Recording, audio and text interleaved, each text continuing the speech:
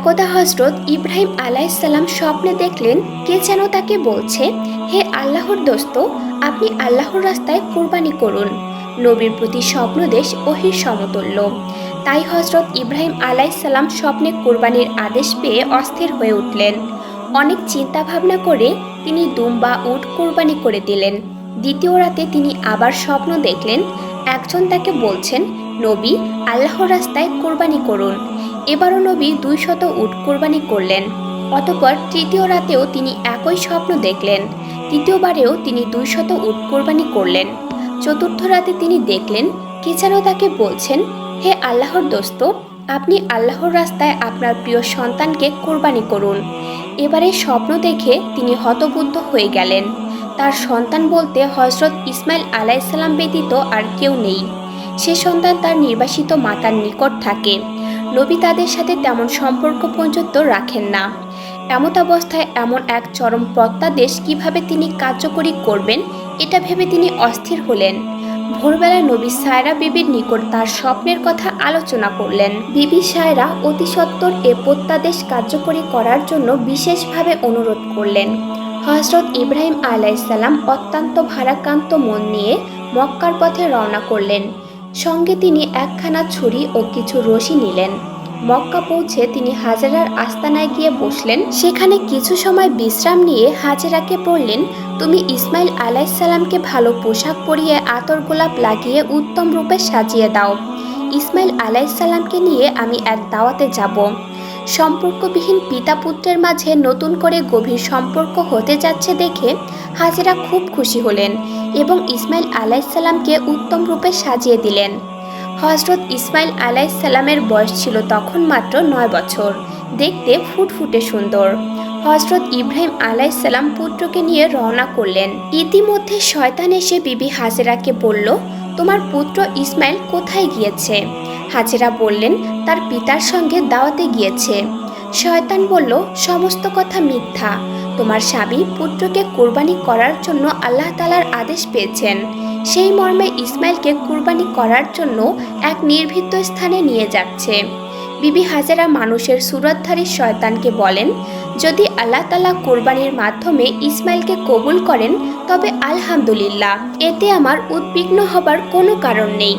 শয়তান যখন এখানে কোনো সুবিধা করে উঠতে পারল না, তখন হযরত ইব্রাহিম আলাইহিসসালামের নিকট গিয়ে পেছন থেকে ইসমাইল আলাইহিসসালামকে বলল, ইসমাইল, তুমি কোথায় যাচ্ছ? ইসমাইল আলাইহিসসালাম বললেন, আমি পিতার সঙ্গে দাওয়াতে যাচ্ছি। শয়তান বলল, দাওয়াত ঠিক আছে, কিন্তু কোনো খাবারের দাওয়াত নয়। আল্লাহ তাআলার নির্দেশে তোমাকে কুরবানি করার জন্য দাওয়াত। একটু পরে তোমার গলায় ছুরি চালিয়ে আল্লাহর নামে কুরবানি করা হবে। হযরত ইসমাইল আলাইহিসসালাম তখন বললেন, আল্লাহ যদি আমার কুরবানি মঞ্জুর করে থাকেন তবে আমার ধন্য কপাল, এতে আপত্তির কোনো কারণ নেই। অতঃপর তিনি পিতাকে সম্বোধন করে বললেন, হে পিতা, পেছন থেকে কে যেন বলছে আপনি আমাকে কোরবানি করার জন্য নির্ধারিত স্থানে নিয়ে যাচ্ছেন। তখন হযরত ইব্রাহিম আলাইহিসসালাম বললেন, শয়তান তোমার সাথে প্রতারণা করছে, তুমি ওর প্রতি 7 খণ্ড পাথর নিক্ষেপ করো। হযরত ইসমাইল আলাইহিসসালাম পিতার আদেশ অনুসারে 7 খণ্ড পাথর নিক্ষেপ করলেন। শয়তান দূরীভূত হলো। এই পাথর নিক্ষেপ হজ আদায়ের জন্য একটি জরুরি শর্ত ও সুন্নাত হিসেবে গণ্য করা হয়েছে। হযরত ইব্রাহিম আলাইহিসসালাম মিনার এক নিভৃত স্থানে থামলেন এবং পুত্রকে বললেন, হে প্রিয় বৎস, আমি 4 রাত ধরে স্বপ্নযোগে কোরবানি করার আদেশ পেয়ে আসছি। আমি সেই পরিপ্রেক্ষিতে 600 উট কোরবানি করেছি। শেষবারে আমার প্রিয় সন্তানকে কোরবানি করার আদেশ পেয়ে তোমাকে আল্লাহর নামে কোরবানি করার উদ্দেশ্যে এখানে নিয়ে এসেছি। হযরত ইসমাইল আলাইহিসসালাম পিতার মুখে একথা শুনে বললেন, আলহামদুলিল্লাহ, আল্লাহ তাআলা আমার জন্য সৌভাগ্যের দ্বার খুলে দিয়েছেন। আমাকে আল্লাহ তাআলা কবুল করেছেন, এজন্য আমি অত্যন্ত আনন্দিত। আপনি এই কাজ সমাধার ক্ষেত্রে আমাকে ধৈর্যশীলদের অন্তর্ভুক্ত দেখতে পাবেন। আপনি আর বিলম্ব না করে আল্লাহর আদেশ অনুসারে কাজ আরম্ভ করুন। ইব্রাহিম আলাইহিসসালাম বললেন, ইহা আমি কিভাবে সমাধা করব? ইসমাইল আলাইহিসসালাম বললেন, প্রথমে আপনি আমার হাত পা বেঁধে নিন। পরবর্তীতে আমাকে বিপরীত দিকে কাত করে শুয়ে নিন, যেন আপনি সরাসরি আমার মুখমণ্ডল না দেখতে পান। তারপর আমার গলদেশে ছুরি চালান করুন, এতে আপনি অবশ্যই কৃতকার্য হবেন। তৃতীয়ত, আমার রক্তে ভেজা কাপড়গুলো আমার আম্মার কাছে পৌঁছে দিবেন। তিনি এগুলো দেখে আল্লাহর উপর খুশি থাকবেন এবং আমার কথা স্মরণ করে কিছুটা স্বস্তি লাভ করবেন, কারণ তার আর কোনো সন্তান নেই যার দিকে তাকিয়ে তিনি স্বস্তি লাভ করতে পারেন। হযরত ইব্রাহিম আলাইহিসসালাম পুত্রের কথা অনুসারে রক্ষিত রশিগুলো বের করে তার দ্বারা ইসমাইলের হাত পা বেঁধে নিলেন। তারপর তাকে কাত করে শুয়ে দিলেন। তারপর ধারালো ছুরি বের করে বিসমিল্লাহি আল্লাহু আকবার বলে ইসমাইলের গলদেশে ছুরি চালিয়ে দিলেন। কিন্তু তার ছুরি চালনায় কোনো কাজ হলো না। ছুরি হযরত ইসমাইল আলাইহিসসালামের চামড়ায় কোনো ক্ষতর সৃষ্টি করতে পারল না। হযরত ইসমাইল আলাইহিসসালাম তখন পিতাকে বললেন, হে প্রিয় পিতা, সন্তানের মুখের দিকে তাকিয়ে তাকে জবেহ করা অত্যন্ত কঠিন কাজ। এ কাজ হয়তো আল্লাহ তাআলা পছন্দ করছেন না। অতএব আপনি কাপড় দিয়ে আপনার চোখ দুটো বেঁধে নিন, যাতে আমার চেহারা আপনি দেখতে না পান। তখন আপনার চেষ্টা অবশ্যই কাজে আসবে। হযরত ইব্রাহিম আলাইহিসসালাম ইসমাইল আলাইহিসসালামের পরামর্শ অনুসারে নিজ চক্ষু দুটো বেঁধে নিলেন এবং পূর্ববৎ ইসমাইলকে কাত করে শুইয়ে দিলেন।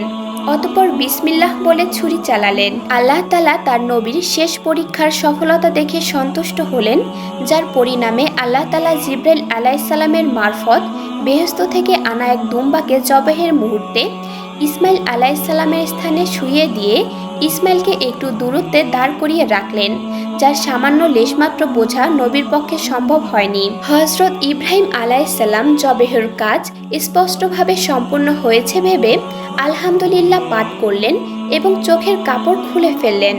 তখন তিনি চোখে যা দেখলেন তার বিশ্বাস হলো না। তাই তিনি একবার চোখ দুটো হাত দিয়ে মুছে চতুর্দিকে তাকালেন। বাস্তব দৃশ্য ভালোভাবে দেখে তিনি খানিকক্ষণ নিস্তব্ধ হয়ে দাঁড়িয়ে রইলেন। হযরত ইসমাইল আলাইহিসসালাম নির্বাক হয়ে তার দিকে তাকিয়ে রইলেন। ক্ষণিক পরে পিতা পুত্রের কাছে গিয়ে তাকে জড়িয়ে ধরলেন এবং দু চোখের পানি ছেড়ে দিয়ে পাঠ করলেন, সুবহানাকা আল্লাহুম্মা। অতঃপর পিতা ও পুত্র একত্রিত হয়ে শুকরানা নামাজ আদায়ের জন্য দাঁড়িয়ে গেল। এই মুহূর্তে হযরত জিবরাইল আলাইহিসসালাম সেখানে অবতীর্ণ হলেন। তিনি সজোরে উচ্চারণ করছিলেন, আল্লাহু আকবার, আল্লাহু আকবার, লা ইলাহা ইল্লাল্লাহ। অতঃপর তিনি হযরত ইব্রাহিম আলাইহিসসালামের নিকট এসে বললেন, হে আল্লাহর দোস্ত, আল্লাহ আপনাকে সালাম প্রেরণ করেছেন। আল্লাহ তাআলা নবীকে লক্ষ্য করে আরও বলেছেন, হে ইব্রাহিম, তুমি আল্লাহ তাআলার উদ্দেশ্যে তোমার স্বপ্নকে বাস্তবায়িত করেছ। নিঃসন্দেহে এটা ছিল একটা মহা পরীক্ষা। আমি এভাবে আমার সৎ ও উদার বান্দাদের পুরস্কৃত করে থাকি। আমি সন্তান কোরবানির ক্ষেত্রে বদল করে পশু কোরবানি দ্বারা পুরস্কৃত করেছি। এক্ষেত্রে আরও যা দেবার তা পরকালের জন্য রইল। আমি আমার নিষ্ঠাবান বান্দাদের পুরস্কার দিয়ে থাকি। ইব্রাহিম আলাইহিসসালাম আমার ঈমানদার কৃতজাত বান্দাদের অন্যতম। তাকে ইসহাক নামক আরেক সন্তানের সুসংবাদ দিচ্ছি, যিনি নবী হিসেবে আমার সৎ বান্দাদের অন্তর্ভুক্ত থাকবেন। হযরত ইব্রাহিম আলাইহিসসালাম আল্লাহ তাআলার প্রেরিত সুসংবাদ শুনে অত্যন্ত খুশি হলেন এবং তার দরবারে শুকরিয়া আদায় করলেন। অতঃপর তিনি ইসমাইল আলাইহিসসালামকে নিয়ে বিবি হাজেরার নিকট চলে গেলেন। সেখানে গিয়ে তিনি বিবি হাজেরাকে সমস্ত ঘটনা খুলে বললেন। তখন বিবি হাজেরা আল্লাহ তাআলার শুকর আদায় করলেন।